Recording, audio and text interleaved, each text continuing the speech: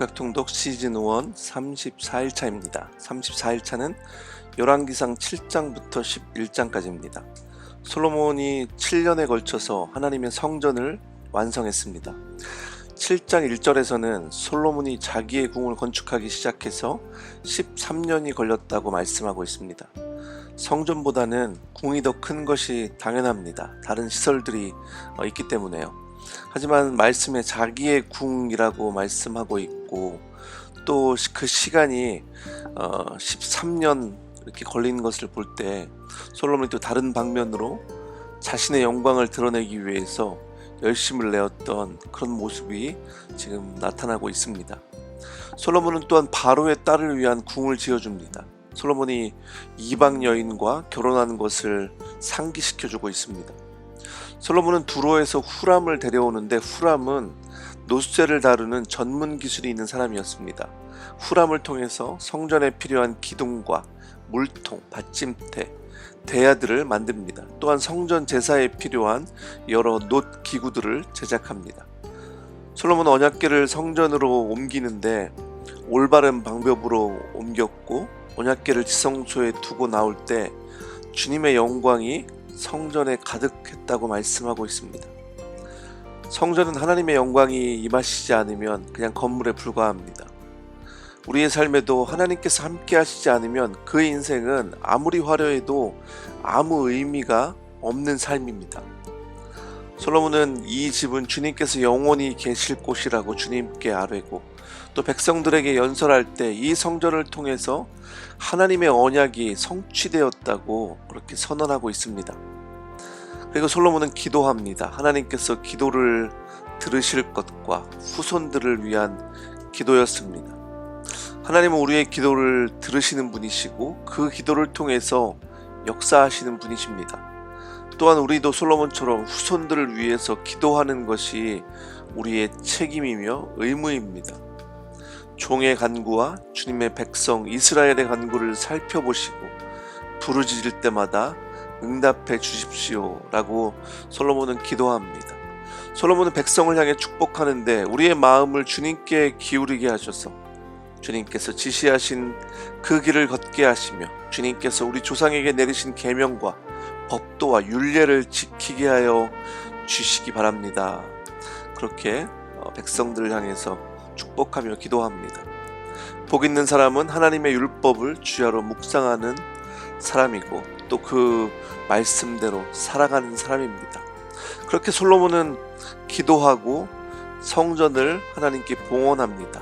성전 봉헌 제사에 엄청난 제물을 하나님께 올려드립니다.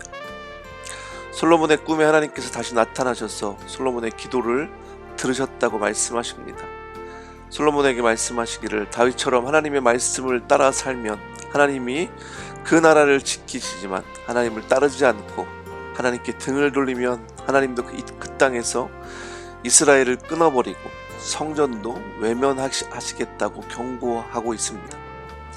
두로왕 히람과의 거래가 나오는데 솔로몬은 그에게 금 120달란트를 받고 이스라엘의 변방의 성읍을 그에게 주는 말씀입니다. 이방인에게 기업을 주는 것은 하나님께서 금지하신 것이었습니다. 10장에서는 스바 여왕이 솔로몬의 소문을 듣고 그것이 사실인지 확인하러 옵니다.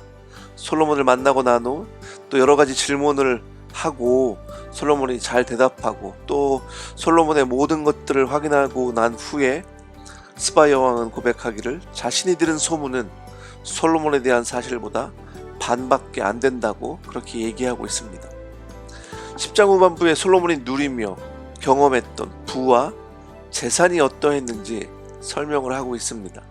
솔로몬은 재산에 있어서나 지혜에 있어서나 이 세상의 어떤 왕보다 훨씬 뛰어났다고 그렇게 말씀하고 있습니다. 그런데 11장에서는 솔로몬 왕은 외국 여자들을 좋아하였다라고 말씀하고 있습니다. 솔로몬에게 700명의 후궁과 300명의 첩이 있었고 그 아내들이 솔로몬의 마음을 사로잡아서 우상을 숭배하게 하였습니다. 솔로몬의 마음이 하나님을 떠났으므로 주님께서 솔로몬에게 2번씩이나 당부하셨지만 솔로몬은 듣지 않았다고 말씀합니다. 솔로몬을 향한 하나님의 마음이 얼마나 안타까우셨는지 말씀에 기록되어 있습니다. 우리의 삶에서도 하나님의 말씀에 순종하지 않을 때 하나님은 우리에게 계속 말씀하십니다.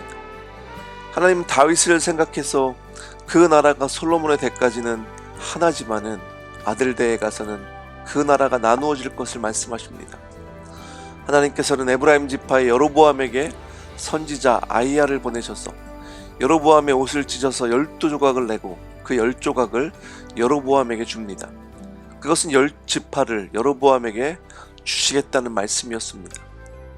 여로보암에게도 같은 약속을 하시면서 다윗과 같이 순종하면 여로보암이 세우는 이스라엘도 견고하게 세워주시겠다고 그렇게 약속하십니다. 솔로몬은 여로보암을 죽이려 해서 여로보암은 애굽으로 도망하고 솔로몬은 그렇게 죽고 르호보암이 왕이 됩니다. 우상들에게 기울어진 이스라엘의 운명도 점점 다른 쪽으로 기울어져 가는 상황을 볼 수 있습니다. 우리의 삶이 하나님께 기울어지는 삶이 되길 원합니다. 하나님을 떠난 인생은 결국 아무것도 아닙니다.